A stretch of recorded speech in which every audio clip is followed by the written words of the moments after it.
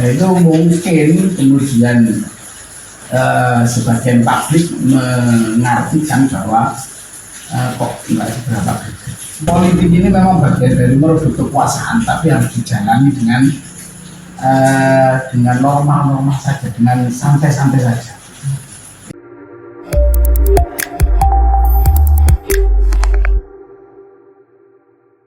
Assalamualaikum warahmatullahi wabarakatuh. Kembali lagi bersama kami Rompongan Podcast Ramadan podcast kolaborasi antara PJGP Ansor, pimpinan cabang Gerakan Pemuda Ansor Gresik, berkolaborasi dengan Nugraha Channel. Malam ini kita bersama dengan salah satu kader Ansor, yakni Haji Muhammad Abdul Qadir, atau yang biasa akrab disapa dengan Cak Qadir. Apa kabar Cak Qadir? Baik. Baik. Alhamdulillah. Jadi podcastan kami ini beberapa kader Ansor, kita ajak ngobrol tentang berbagai macam hal, mulai dari kegiatan sehari-hari hingga ide apa untuk Kabupaten Gresik ya. Untuk Ramadan tahun ini gimana Cak Qadir aktivitasnya? Alhamdulillah, Ramadan tahun ini meskipun kegiatannya padat karena berbarengan dengan tidak jauh dari proses pemilu, sehingga kegiatan baik di partai maupun di kantor DPRD pekerjaan yang tersisa. Tapi alhamdulillah saya khususnya masih bisa sering di rumah, sering ikut tarawih ke masjid di belakang rumah saya ini. Jadi alhamdulillah bisa lebih nyaman meskipun padat sekali kegiatannya, dan setelah pemilu ini memang banyak hal yang harus kita lakukan. Untuk bedanya dengan Ramadan tahun lalu, ada perbedaannya atau misalkan dari sisi aktivitasnya yang... Jadi Ramadan tahun lalu, di awal-awal Ramadan agak beda memang. Proses 1 tahun, kalau merujuk kapasitas saya sebagai ketua partai juga di samping kader Ansor ya, sebagai kader Ansor, dan yang hari ini memang diamanati oleh partai sebagai ketua partai di Kabupaten Gresik. Ramadan tahun lalu itu kita sudah memulai proses rekrutmen caleg dan seterusnya, sampai di pertengahan Ramadan tahun lalu itu alhamdulillah saya seizin Allah, dimaunatillah, saya bisa melaksanakan umroh sampai hari raya saya di Mekah tahun kemarin, sekaligus bersama seluruh keluarga dan orang tua. Terus apa Cak Qadir ini kan kader Ansor yang juga politisi PKB, ketua partai Kebangkitan Bangsa, juga ketua DPRD Kabupaten. Ini cerita flashback aja Cak Qadir, artinya dulu mana beransor atau sudah jadi politisi, barangkali bisa diceritakan. Jadi kalau sedikit proses saya berkader di Ansor ini kan agak lucu ya. Agak lucu itu karena sebelum saya di Ansor itu justru saya ini masuk ke struktur MWCNU Ringinanong. Kalau tidak salah waktu itu jabatannya justru di wakil ketua. Oh, di MWC. Ya. Karena mungkin saya yang sehari-harinya sarungan, kelaminan takwo, kemana-mana kan gitu, dipikirnya usianya sudah tua. Akhirnya begitu ada penyusunan kepengurusan, kalau tidak salah waktu itu ketuanya ya Fakul Anam Almarhum itu, saya didapuk kita masuk ketua. Tahun berapa? Itu sekitar tahun 2007 atau 2006. Usianya saat itu dengan Belum 30. oh belum 30 sudah di MWC. Sudah di MBC karena kelihatan tua. Habis itu di tengah perjalanan itu mungkin baru ketahuan melihat kartu identitas saya, loh ini kok masih muda. Saya masih ingat waktu itu sekretaris MBC NU Ringan almarhum tokoh MBC yang memang sepanjang hayat itu menjadi sekretaris MBC, almarhum Bapak Toha. Mudah-mudahan beliau diberikan kelapangan di kubur, mendapatkan banyak nikmat di kubur, karena salah satu pengkhidmat NU yang saya tahu itu ya Pak Toha. Ya, begitu tahu usia saya ini masih muda, lalu ini kok saya nom serung ini, terus ngurus Ansor ya. Setelah itu maka saya 2008 itu menggantikan Pak Haji Sutemin waktu itu ketua Ansornya BAC. Dan waktu itu memang Ansor di Beringin Anom melayani keuangannya tidak mati suri. Yang aktif itu hanya di kebangserannya saja, tapi Ansornya kering lah dari beberapa kegiatan. Akhirnya dari situ saya diminta untuk ngurusi Ansor. Kalau tidak salah waktu itu konferensi di MI Maulana Malik Ibrahim Desa. Dari situ ya mungkin ketahuan kalau saya ini ternyata wah, masih muda sekali nih, usianya harusnya diurus Ansor. Ya, dari itu mulai dari situ saya sudah dikasih proses di Ansor bersama teman-teman di Beringin Anom sampai pada 20 saya menjadi ketua. Di eranya Mas Faizin sama Mas Agus Juni, ketua PC-nya Mas Faizin sama itu juga akhirnya terlibat juga di pimpinan cabang. Terlibat juga akhirnya di pengurus cabang, baik di periodenya Mas Faizin maupun di periodenya Mas. Kalau yang dengan lihat apa namanya yang sama lihat sama potret itu Ansor dulu dan sekarang gimana nuansanya? Jadi ngomong kuantitas kader, mungkin Ansor ini organisasinya Masya Allah. Artinya kalau ngomong kuantitas, ngomong jumlah, ngomong mungkin komunitas terbesar organisasi kepemudaan dan peminatnya paling banyak itu. Tapi lambat laun memang ada perbaikan-perbaikan yang cukup menggembirakan dalam rangka menaikkan kualitas. Dan itu saya rasakan betul teman-teman melalui beberapa tahapan pengkaderan yang ada di internal Ansor. Ya lambat laun akhirnya kuantitas itu meskipun belum berbanding lurus ya antara kuantitas dengan kualitas ini, tapi semakin hari, semakin tahun ini meningkat kualitas kita berkat di Ansor ini. Ya, itu dibuktikan dengan semakin banyaknya kader-kader Ansor yang berperan banyak sektor, baik di pemberdayaan, di kelembagaan, di pendidikan, di banyak termasuk di KPU. Saya masih ingat Mas Roni itu kan juga bagian dari kader Ansor, bareng sama saya di PJ. Ketua KPU itu.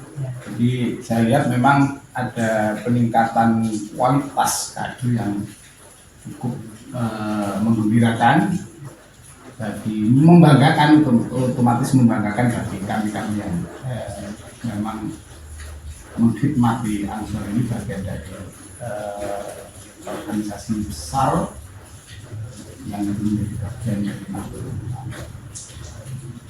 Apa barangkali punya pengalaman yang paling kuat diingat selagi proses di Ansor itu, baik di PAC atau di PC, suasana akbar apa atau kegiatan apa yang menurut sampean itu harus menjadi inspirasi? Jadi di periode pertama saya tantangannya itu kan memang meyakinkan, karena memang itu tadi di awal saya sampaikan Ansor itu di Beringin Anom ketika itu bisa dibilang mati suri lah, tidak terlalu aktif, tapi di kebangsarannya lebih dominan, sehingga saya harus meyakinkan teman-teman di desa bahwa berangsur itu ya tidak cuma bangser.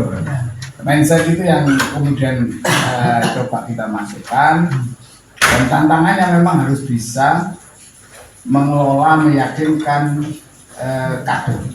Ayo bareng-bareng berproses di Ansor, bahwa Ansor ini ada peningkatan kualitas baik personal maupun kemasyarakatan kita dan lain sebagainya. Itu saya sama teman-teman di PAC Wringin itu datang ke desa-desa, Salah satu event besar yang pernah kami lakukan itu ngaji bareng Yeroba. Itu tahun berapa? Itu tahun di depan rumah saya sini, Mas. Ngaji bareng Yeroba. Berapa itu yang? Waktu itu banyak sekali, penuh, ini jalanan penuh, kita ngaji bareng sama Yeroba. Itu memang penyelenggaranya Ansor, dan kita utamakan kan menarik teman-teman yang di desa-desa itu, ayo bareng-bareng ngurusi Ansor, ayo kader. Di Ansor ini bagian dari khidmat kita ke Nahdlatul Ulama, dan terbukti waktu itu setelah pencanangan ngaji bareng Yeroba itu, pasca itu memang kita surplus kader istilahnya di desa-desa luar biasa. Kita mengukurnya sederhana, karena waktu itu yang mau berkader di Ansor itu langsung ukur ke penjahit, kita sediakan kainnya, teman-teman yang siap berkader di Ansor cukup ukur ke sana, dan memang lonjakan kebutuhan kainnya akhirnya nambah luar biasa. Tapi tidak apa-apa, di Wringin ini alhamdulillahnya banyak kader juga yang sangat peduli. Saya masih ingat ada teman sahabat bagus, itu salah satu guru yang menjadi penyangga seluruh kegiatan kita. Meskipun kita tradisikan kalau Ansor kegiatan, meskipun waktu itu saya sudah di DPR, tapi tidak boleh kemudian menggantungkan semuanya kepada saya. Kita tradisikan, ayo kecapan, ayo urunan berapa kebutuhan kegiatan ini, ayo urunan. Meskipun nanti pada akhirnya saya yang menutup kekurangannya, tidak ada soal, tapi jangan sampai kemudian itu didominasi, dimonopoli pembiayaannya dari saya, maka teman-teman akan kurang ada rasa memilikinya, bahwa Ansor ini milik kita bersama. Mungkin itu event kita pernah ngaji bareng Yeroba, yang kedua itu pernah ngaji bareng Pak Wakil Bupati Gresik, Pak Kosim waktu itu. Dan yang paling hebat itu kita pernah melaksanakan apa istilahnya kalau di Bangsel, yang di Lundung, Di Klatsar. Ya. Kita pernah di Klatsar beberapa hari, karena tahapannya memang harus memenuhi SOP-nya cabang, sehingga ya berlama-lama dan cukup menarik di sana. Artinya ya tanpa kita sadari kita menikmati betul proses gulung-gulung, proses di Klatsar itu kita ikuti dengan hikmat. Mungkin itu pengalaman saya. Jadi proses untuk menghidupkan Ansor di Wringin itu dengan kerja bareng teman-teman, banyak teman-teman saya yang baik-baik itu, ada Mas Walimin, ada Mas Rahmat, ada Pak Mufasin yang kemudian menjadi ketua setelah saya. Itu semuanya berjibaku, semuanya bekerja keras untuk menghidupkan Ansor di desanya masing-masing. Bahkan kalau Ramadan ini kita keliling ke masjid-masjid, safari Ansor, kita keliling. Kita sambil melakukan semampu kita, kalau kita punya kemampuan untuk bawa 30-40 bingkisan untuk duafa yatim piatu di desa itu, kita datang, kasih bingkisan itu, kita tarawih bersama, nanti imamnya juga dari Ansor. Setelah itu kita istighfar sebentar, kemudian ngaji.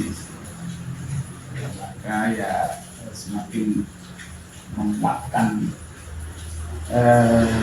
keyakinan kader ini, bahwa ini bagian dari khidmat kita, bagian dari li'ilai kalimatillah melalui organisasi yang dinamakan Ansor.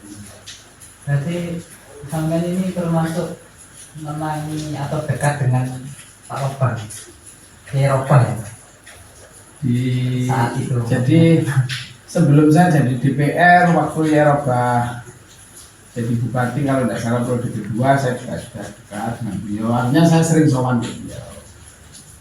Kalau dia itu menyediakan waktu dulu itu, kalau tidak salah Jumat malam waktu jagongan di pendoponya di Joglo, ya bulan beliau dari Kalimantan, saya sering datang di sana.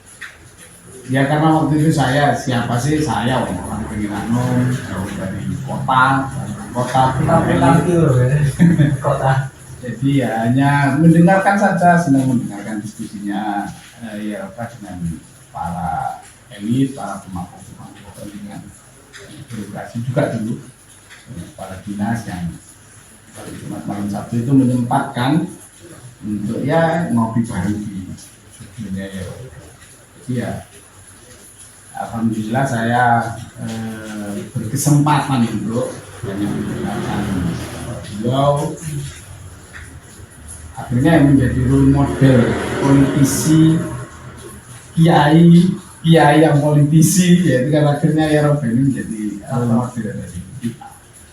Ini loh, kalau santri itu kayak gini nih ya, kalau mau artinya berkecimpung di politik tanpa menghilangkan identitas aslinya, yaitu santri. Ada nggak yang sebenarnya ambil dari Eropa yang terangkan ditinggalin di politisi atau DPRD itu apa misalnya? Eropa itu kalau salah satu ya yang sering disampaikan ke saya itu khidmat itu butuh ikhlas. Nggak usah terlalu apa ya, over Obsesi. iya, nggak usah terlalu artinya bersemangat. Politik ini memang bagian dari merebut kekuasaan, tapi harus dijalani dengan normal saja, dengan santai-santai saja. Itu yang sering jadi mengalir, sudah mengalir saja, ikuti prosesnya. Harus yang paling saya ingat itu ya pokoknya kader itu tahu diri, bisa mengukur diri, sudah itu. Makanya kalau sudah bisa mengukur diri, tahu diri, paling dia akan mengikuti proses itu. Enggak apa ya istilahnya, akhirnya ya kita lihat ya kader-kadernya itu matang betulan, karena memang proses itu diikuti gitu ya. Kok dadaan, artinya begitu ada kesempatan hajar saja meskipun itu di luar kapasitas dan kompetensi dirinya. Nah, Eropa itu salah satu yang menurut saya yang sering disampaikan kita, pokoknya harus tahu. Maka ketika saya masih ingat 2009 itu saya jadi anggota DPR waktu itu yang masih sangat muda sekali saya. Tidak salah suasana dulu nggak bisa. Termuda 30 atau ada yang lebih muda kayaknya dari anu lagi masih biasa. Tapi ya saya tergolong muda lah. Ya, saya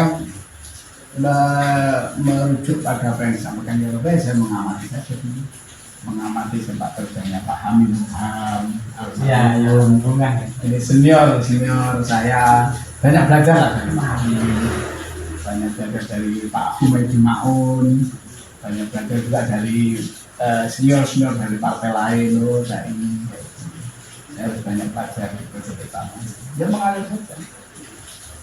Untuk kayak gini, kalau saya ditempatkan di komisi 1, maka apa yang harus saya siapkan, kompetensi apa yang harus saya pahami, rumus-rumusnya kayak apa gitu. Ketika saya dipindah lagi ke komisi 4, ini urusan kesejahteraan, pendidikan, kesehatan dan lain sebagainya, maka apa yang harus saya pelajari, regulasi-regulasi apa yang berkenaan dengan pelayanan publik, kaitannya dengan kesejahteraan masyarakat, pelayanan publik, kesehatan, pendidikan. Dipindah lagi, saya termasuk kader PKB yang diputer. Jadi hampir 2 periode itu saya hampir semua komisi saya. Di periode ketiga ini kemudian tesnya di mana akhirnya nih? Artinya secara pas. Ya karena mungkin karena urusan saya satu hidupnya di desa, orang kampung, dan saya orang yang dari kecil dibesarkan di pesantren juga. Jadi mungkin kalau ngomong versi ya harusnya di Komisi 4. Ngomong kaitannya dengan karena itu bagian dari kanan kiri saya ini kan gitu. Bagaimana tetangga kanan kiri saya, masyarakat saya di Pengenanom bisa mengakses layanan pendidikan, bisa mengakses layanan kesehatan dengan baik dan lain sebagainya. Itu mungkin ya akhirnya terpaksa, tidak terpaksa, tapi akhirnya memang banyak mempelajari hal-hal yang ada kaitannya dengan urusan komisi. Berarti di DPRD itu 2 periode atau 3 periode? Kalau saya menyelesaikan ini saya 3 periode. 2009 sampai 2014, pemilu 2014 sampai 2019, kemudian di pemilu 2019 sampai 2024. Lalu sekarang terpilih kembali menduduki anggota DPRD provinsi. Ya ini bagian dari saya sebut bagian dari di luar planning dan skenario ya, keinginan pribadi, tapi akhirnya memang saya sadar betul ya, bagian dari ketentuan yang diberikan oleh Allah dan yang saya jalani. Karena setelah periode ketiga itu, di pertengahan periode ketiga itu sebenarnya sudah sampaikan saya insya Allah sudah tidak lagi di daerah. Satu, biar ada kaderisasi juga yang muncul di Pengenanom, dan waktu itu sudah ada Mas Malimin, ada Mas Rizal, ada beberapa teman juga yang bisa harus segera saya bukakan pintu, saya harus geser biar ini jalan kan gitu ya. Kalau saya terus di situ saja maka teman-teman ini tidak segera kaderisasinya tidak jalan, maka saya sudah sampaikan ke teman-teman bahwa 2024 saya tidak akan ikut nyalek lagi juga. Dan juga tidak terbersit bahwa saya harus nyalek ke provinsi waktu itu. Oh gitu ya? Tidak ada planning? Tidak ada. Plan muncul saya harus ke provinsi itu setelah Bu Uki itu menyatakan tidak mau dicalonkan lagi di provinsi. Nah, Bu Uki ini istri jenengan ya? Istri jenengan. Kebetulan Bu Uki tidak mau di provinsi, Bu Uki akhirnya oleh partai dicalonkan ke RI. Maka kemudian turunlah perintah bahwa saya harus mengisi kekosongan caleg sebagai representasi Gresik. Ya. Dan akhirnya jadi. Alhamdulillah, dimaunatillah. Kalau kayaknya ada kayak perasaan kalau Gresik, ada kayak apa ya? Rasa nyaman di Gresik terus pindah ke wilayah gitu, di provinsi gitu, ada rasa kayak. Tapi gini, saya memang dari awal itu begini, sudahlah pokoknya meskipun peluang itu ada, artinya kalau saya ngejar ansik, ngejar jabatan, ngejar peluang, saya ini ketua partai ya. Kalau saya nyalek daerah biidznillah, bimaunatillah, mungkin kalau saya bisa terjadi, saya tidak terlalu sulit untuk jadi ketua DPR lagi kan ya. Saya pasti punya privilege untuk jadi ketua DPR lagi karena saya ketua partai. Tapi saya tidak mau dibayang-bayang oleh peluang itu. Ya sudahlah, ini bagian dari konsekuensi saya untuk memberikan jalan bagi kader-kader yang ada, meskipun ada kalau ngurus ke ego pribadi mungkin lebih baik saya nyalek di daerah. Saya kalau terpilih lagi dan saya pasti akan jadi tadi insya Allah biidznillah saya akan lebih mudah semua di daerah, tapi tidak. Saya memang inginnya sudah istirahat.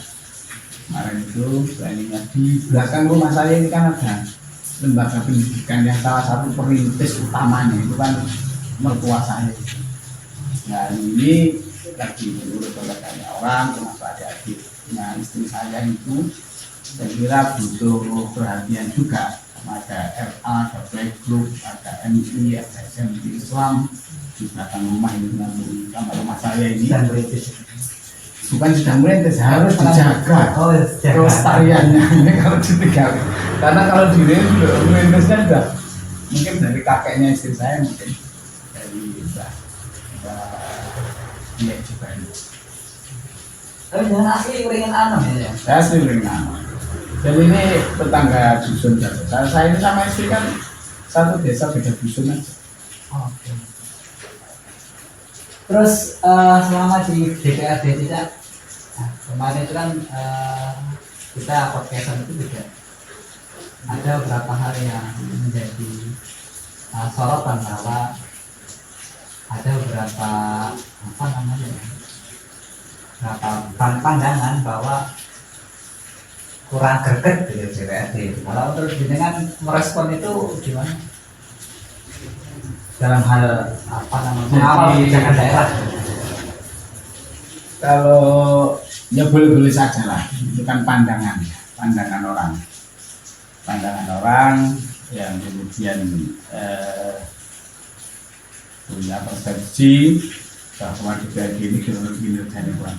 Tapi bagi kami, memang di periode saya menjadi ketua ini, itu kan dibarengi beberapa kejadian-kejadian yang itu memaksa kita untuk memutar otak dalam rangka mengelola seluruh potensi, baik itu potensi fiskal daerah maupun potensi-potensi yang lain. Karena saat itu kita bersamaan dengan datangnya COVID-19 yang memaksa kita, dan itu bagian dari konsekuensi penetapan COVID-19 itu sebagai wabah nasional, maka kita harus melakukan banyak penyesuaian, baik itu kaitannya dengan anggaran, kegiatan, dan seterusnya.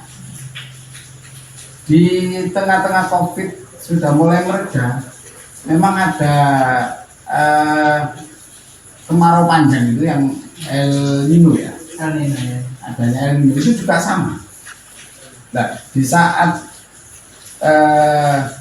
dana transfer dari pusat yang itu masih menjadi andalan kita di daerah ini, juga ada beberapa rekomendasi ikutan penggunaannya, itu memang ada potensi pendapatan daerah yang potensinya turun, sehingga antara kami di DPRD dengan Pak Bupati di eksekutif ini, Pak Bupati di pemerintah daerah ini memang harus betul-betul hati-hati dalam mengelola ini. Nah, itu mungkin kemudian sebagian publik mengartikan bahwa kok tidak seberapa gede. Mungkin kita bisa selesai, kita bisa melewati mulai dari COVID, kemudian ada pengurangan pendapatan atau kekuatan fiskal daerah yang terus menurun karena ada beberapa penyesuaian pajak daerah dan kontribusi daerah, itu juga menjadi pemicunya. Tapi alhamdulillahnya begini, meskipun dalam kondisi seperti itu, kita bersama pemerintah daerah, utamanya saya dulu itu selalu berdiskusi bahwa Gresik sudah harus memberikan layanan kesehatan secara gratis dan menyeluruh, yang kemudian itu kita sebut dengan program WASIS. Artinya apa ya, kita segera punya keinginan, meskipun banyak yang harus diperbaiki di tengah perjalanannya itu, tapi paling tidak bahwa bagi masyarakat Gresik yang tidak tertampung di dalam layanan kesehatan melalui jaminan kesehatan itu, baik itu yang jaminan kesehatan ketenagakerjaan, BIS Mandiri, kemudian BPJS Mandiri, dan BPJS yang preminya ditanggung oleh APBN, itu kita bisa memberikan fasilitas terhadap seluruh warga yang tidak tercover melalui beberapa BPJS, layanan kesehatan atau JKN ya, jaminan kesehatan nasional itu. Artinya ya salah satu kita terus berpikirnya diantaranya itu dengan pemerintah daerah. Yang kedua, ada beberapa infrastruktur yang memang harus kita selesaikan. Contoh ganti. Karena begini ya, DPRD itu kan tidak boleh lepas dari visi misi kepala daerah terpilih. Karena visi misi kepala daerah terpilih itu dituangkan di dalam RPJMD, yang kemudian RPJMD ini setiap tahunnya kita preteling menjadi RKP, Rencana Kerja Pemerintah Daerah tahunan. Maka salah satunya adalah bagaimana kemudian kita bisa menuntaskan banjir yang ada di Bukit Selatan, Palembang, Benjing, Kerme, dan sekitarnya. Hari ini, kalaupun kita belum bisa tuntas secara menyeluruh, harga tuntas 100%, tapi minimal mengurangi dampaknya sudah kita rasakan. Kalau dulu banjirnya 1 minggu, kalau ada orang tergenang di desa-desa Palembang, kan itu tergenang sampai 1 minggu, sampai 10 hari. Hari ini mungkin 3-4 hari sudah surut. Artinya apa ya? Capaian-capaian program ini ya kemudian memang menjadi prioritas kita. Dan DPRD itu tidak boleh jauh-jauh dari RPJMD yang sudah kita sepakati. Dan RPJMD itu salah satu variabel utamanya adalah visi misi kepala daerah terpilih. Gitu. Ya. Jadi kalau nanti cerita panjang apakah DPRD periode ini kurang gerut. Sebenarnya kalau lihat indeks sangat. Sekarang indeks jalan layak saja, jalan kabupaten. Ya. Makin terus meningkat kan indeksnya. Sekarang ruas jalan yang tidak layak di Kabupaten Gresik itu untuk jalan kabupaten ya. Ya. Itu sudah mulai jauh. Sekian mungkin hari ini PR-nya PU itu tinggal sekian puluh kilo saja. Yang jalan kabupaten yang harus ditingkatkan untuk menjadi jalan layak. Nah, ini kan capaiannya. Ya memang kita fokusnya di infrastruktur. Kalau infrastrukturnya layak, kemudian musibah tahunannya bisa kita kurangi banjir itu, maka masyarakat ini akan lebih nyaman distribusi barang. Belum lagi JUT, ya, jalan usaha tani.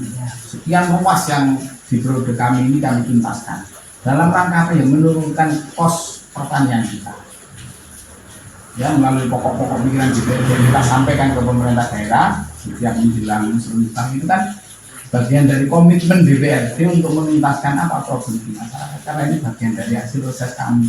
Oh ternyata salah satu keluarnya adalah bagaimana pemerintah daerah bisa memfasilitasi agar jalan usaha tani ini baik, sehingga kos produksi di sektor pertanian ini bisa turun. Kalau kosnya turun, otomatis harapan kami pendapatan petani ini bisa meningkat, distribusi barang bisa tepat dan sebagainya. Konektivitas itu, jalan-jalan itu. Coba sekarang ke Sidoarjo kan, itu kalau mau ke Wringin, nggak usah muter ke sini, nggak usah muter lewat Damean, lewat Lebuni. Sekarang jalan penghubung antara Kedamaian dengan Wringin Sidoarjo itu sudah kayak jalan di kota ya. Termasuk tahun Prodi ini kita selesaikan. Nah itu memang apa harapannya? Ya ada konektivitas antara Wringin dengan Kedamaian. Artinya kalau memang petani-petani kita yang ada di Wringin mau jualan atau mau bawa hasil panennya, maka lebih mudah mobilitasnya lebih mudah. Nah, capaian-capaian ini yang sebenarnya sudah kita lakukan, meskipun memang dalam tanda kerja kita masih banyak selesaikan. Utamanya ini di sektor pendidikan yang memang harus banyak sentuhan. Dan insya Allah mudah-mudahan tahun 2024 ini pendapatan fiskal daerahnya baik, kemudian belanja kita bisa lebih rasional atas dasar kebutuhan masyarakat. Jadi memang DPR ini tidak boleh jauh-jauh dari visi misi yang sudah dituangkan, visi misi kepala daerah sudah dituangkan di dalam RPJMD. Dan gini. Oke, ya, terus ini kita sudah ngomong tentang kebijakan, lalu saya kepengen flashback lagi ya. Ini sambil ngomong. Boleh sambil rokokan ya, agak tekan. Disebut nggak apa ya. Dulu dengan tadi sempat ngomong pernah mondok ya. Itu bisa diceritakan ya mondok. Berapa tahun lama ya? Saya ini kan kebetulan anaknya petani, anaknya orang desa. Yang di era saya itu nyantri itu bagian dari berangkat ke pondok itu, utamanya di keluarga kami, keluarga saya itu bagian dari kewajiban. Pokoknya gak mondok itu koyo gak. Akhirnya ya apa ya, karena kakak saya juga mondok itu. Kayak rangkaian gitu. Jadi sejak tamat SD itu tahun 89 atau 90-an, 89. Itu saya sudah diberangkatkan ke pondok pesantren Hidayatul Hidayah Mojogenil Mojokerto. Gus Rocky. Hah? Gus Rocky. Ya, pondoknya Gus Rocky itu. Pondoknya Mbak Yayah di Maklak. Sekarang pengasuhnya Gus Ali. Saya kecilnya di situ. Punya pengalaman lah. Berapa tahun jadi? Saya sih Sebenarnya juga ya. iya, tidak lama kalau di Mojogenil kan tidak lama. Mungkin 1 tahun, atau 2 tahun sekitar. Habis itu saya dipindah ke Jombang, ke Pondok Tarbiyatul Nasihin Padil Goang yang pengasuhnya waktu itu Mbak Simbah Kia Abdulaziz Mansur. Ini juga pengasuh dari Boyo. Saya di Padil Goang sampai dari tahun 90 atau 91 itu, 91-an. So, 96 waktu itu saya sudah selesai lulus artinya dari Batu Uang. Saya ngambil 1 tahun lagi situ, kemudian saya ngikut dulu ada Gus Mujib Sohib, putranya Sohib Denanya. Ya. Saya ditawari untuk ikut beliau ke Denanyar, dan saya ke Denanyar mungkin 2 tahun. Pindah-pindah sambil Jadi dia ikut ngaji ke beliau ya, karena dulu Gus Mujib ini pernah jadi wali kelas saya di Batu. beliau begitu dia mundur ke Denanyar karena ini terah laki kan putranya Sohib Bisri, cucu langsung kakaknya Bisalam ini.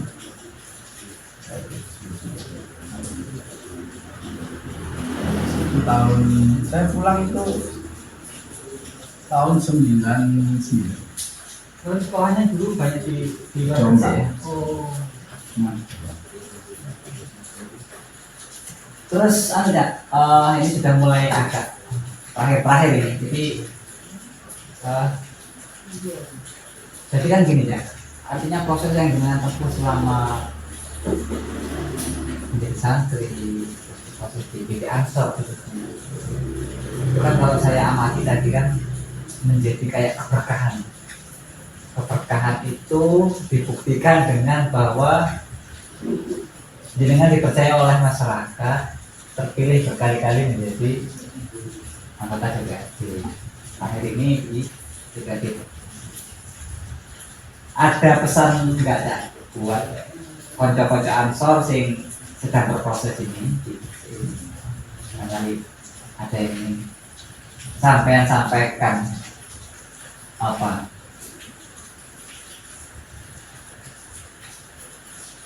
jadi harus punya keyakinan bahwa kita berproses di Ansor itu bagian dari hikmah kita, baik beragam agama. Kita mungkin kalau kita biasa familiar sekali kita sebut bagian dari kalimatillah itu ya salah satu proses yang bisa kita lakukan di Ansor. Tapi yang paling penting dari semuanya adalah ikhlas dan betul-betul memiliki keyakinan bahwa ini bagian dari hikmat kita kepada Allah. Seperti salah satu nabi ini juga saya dengan bahas sebagai berhidupi waktu lainnya. Jadi salah satu pemuda itu kalau ingin diangkat derajatnya oleh Allah atau diberikan derajat yang baik oleh Allah, salah satu syarat mutlaknya memiliki sebuah keyakinan. Maka beransor itu kalau ya harus memiliki keyakinan bahwa ini bagian dari hikmah kita, bagian dari komitmen kita bahwa kita ini bagian dari pendidikannya para ulama. Kalau ditarik ke atas maka bagian dari warasatul anbiya itu ya ulama.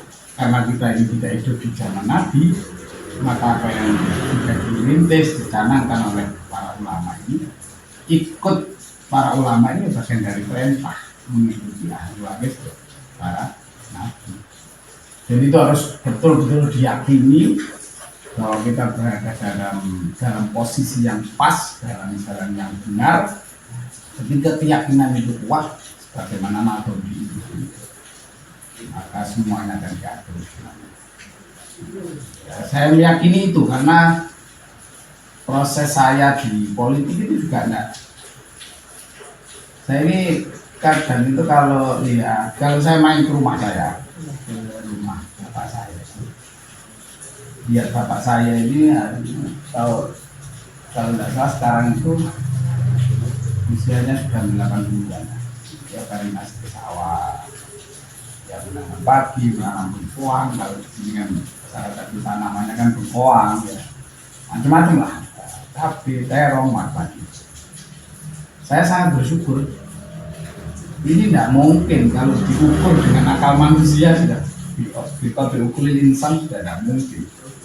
Artinya kalau lihat kondisi kami di desa dan sebagainya, arek desa bisa jadi DPR itu masya Allah syukurnya sudah luar biasa. Kemudian di ujung perkhidmatan saya diamanati sebagai ketua DPR itu sudah di luar ekspektasi saya. Tadi DPR Pak itu anggota itu masya Allah.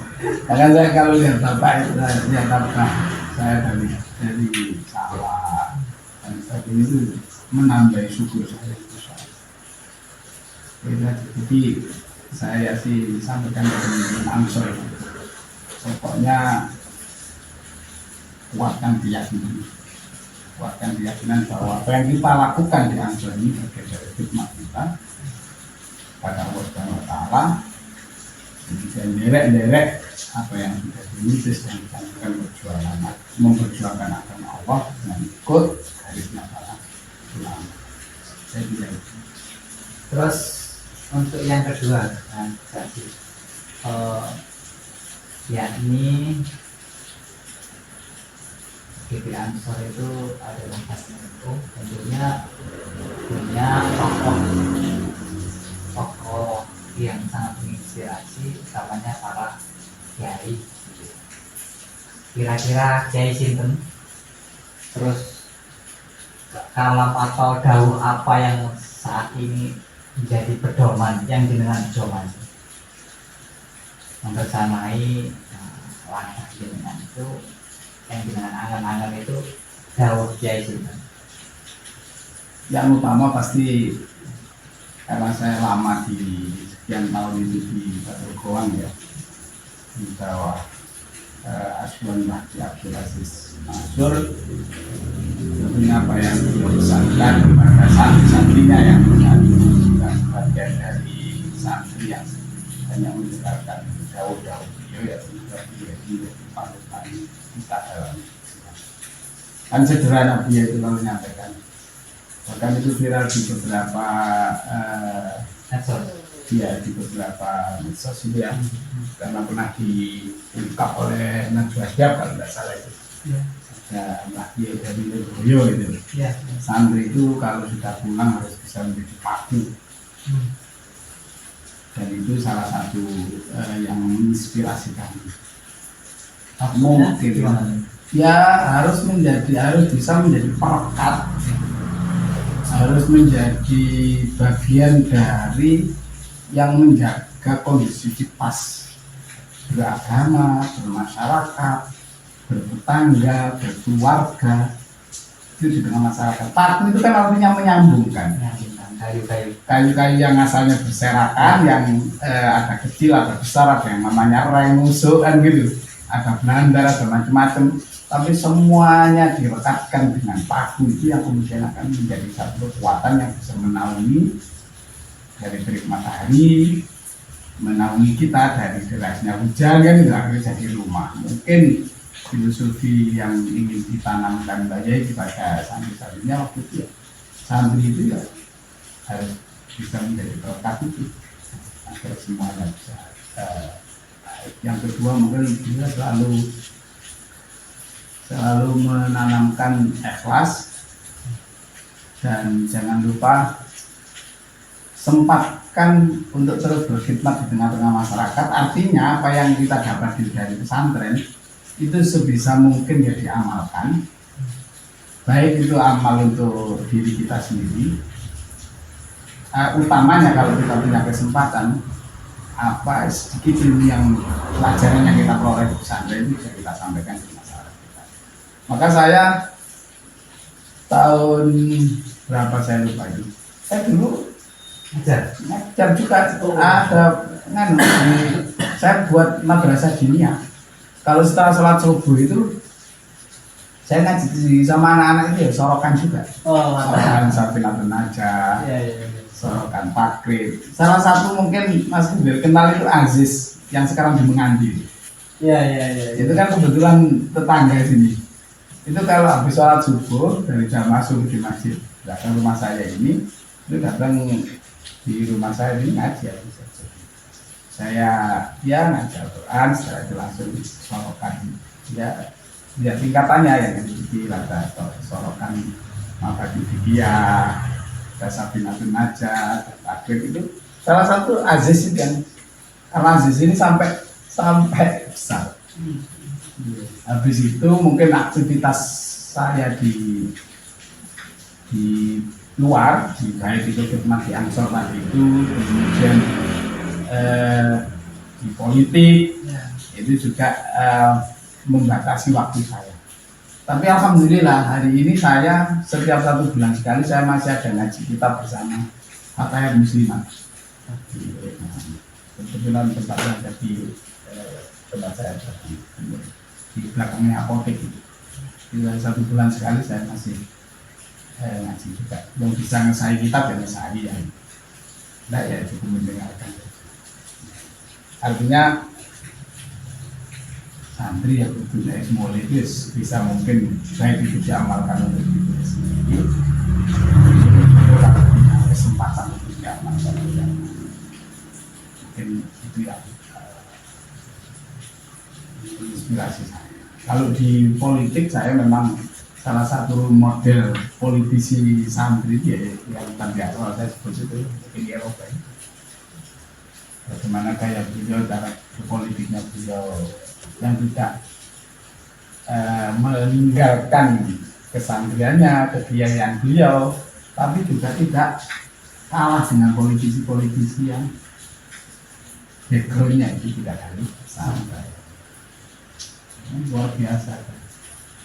Dan itu bagian dari capaian yang masya Allah kan, NU terus ada bupati dan dampak dari kepemimpinan beliau kan kita rasakan itu sampai ini dulu ada bangun desa atau kuto dalam poros DPD dalam poros desa itu kan salah satu gagasan beliau. Terus apa Bozum ya macam ada insentif untuk guru-guru ngaji itu salah satu keputusan beliau.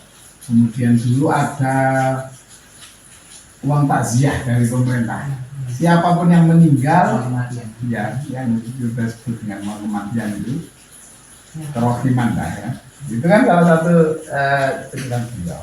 Bagaimana guru-guru ngaji juga diopeni, yang meninggal pun disambut oleh pemerintah daerah. Itu mungkin kalau enggak kiai kan enggak mikirnya sampai ke sana. Kalau enggak kiai kan enggak mikir ada jam. Artinya kiai itu pasti berpikirnya untuk masyarakatnya itu mulai dari lahir sampai wafat. Makanya yang dipikirkan dulu kalau dari lahir ada program namanya jam persal, jaminan persalinan. Kemudian meninggalnya dengan program santunan kematian atau kewajiban. Itu luar biasa. Memang ya mestinya ya idealnya pemimpin santri itu berpikirnya ya mulai dari lahir sampai kabundut. Luar biasa. Mungkin itu. Sepertinya cukup podcastan kita tadi. Siap. Di matur suwun sudah dikasih kesempatan kita dari tim Nugres Channel bersama GT Ansor untuk Ini apa judulnya? Judul sampai ini apa yang dipakai? Lompongan Ramadan. Lompongan Ramadan. Pastinya Apa itu? lompongan itu kan kita memang terinspirasi dengan kongres GP Ansor kemarin. Itu kan GP Ansor kemarin itu kan temanya jalan NU masa depan. GP Ansor jalan NU masa depan.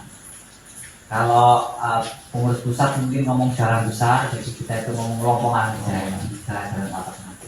Tapi ya gini, judul lompongan ini akhirnya jadi relevan ketika ditampilkannya di bulan Ramadan. Karena kalau banyak kita pikir dalam Ramadan ini kan bagian dari jalan alternatif. Ya. Lompongan itu tadi jalan alternatif, artinya di Ramadan itu dengan kita berpuasa imanan wahtisaban ghufirallahu ma taqaddama min dzambi, itu kan bagian dari terobosan ya. Sebenarnya kalau mau menghapuskan secara cepat atas kesalahan kita sebelumnya ma taqaddama min dzambi ya Ramadan, puasalah di bulan Ramadan imanan wahtisaban. Maka saya pikir lompongan itu kalau ini ditampilkan di bulan Ramadan cerdas juga ini sahabat. Jadi ini cerdas juga dari judul materi, karena puasa ini bagian dari lompongan kita untuk mempercepat penghapusan napas. Ya. Mungkin itu pemirsa kesempatan kita. Mungkin ada kesempatan lain kita ngobrol dengan Cak Kaji Kodir. Nanti kita satu waktu ya sih ya, nanti kita podcastan lagi di kesempatan yang lain dengan tema yang lain. Kami dari Nugraha dan GP Ansor mengucapkan terima kasih juga. Mungkin sebelum ditutup ya. Oh iya. Nanti saya pengen ini juga, pengen sampaikan juga. Ya. Jadi apapun dinamika politiknya. Oke, ya ini. Yang terakhir ini. Siap. Apapun dinamikanya di kabupaten di sini, yang perlu kita garis bawahi dan kita catat besar-besar bahwa eksekutif legislatif itu didominasi oleh KDN. Eksekutif legislatif didominasi oleh KDN. Sehingga didominasi oleh KDN. Sehingga tidak elok kalau kemudian saya sebagai kader NU, apalagi kader Ansor, berposisi sebagai ketua DPR, Mas Yani yang juga kader NU berjabatan sebagai bupati, itu terjadi konfrontasi yang atau berdinamika yang tajam.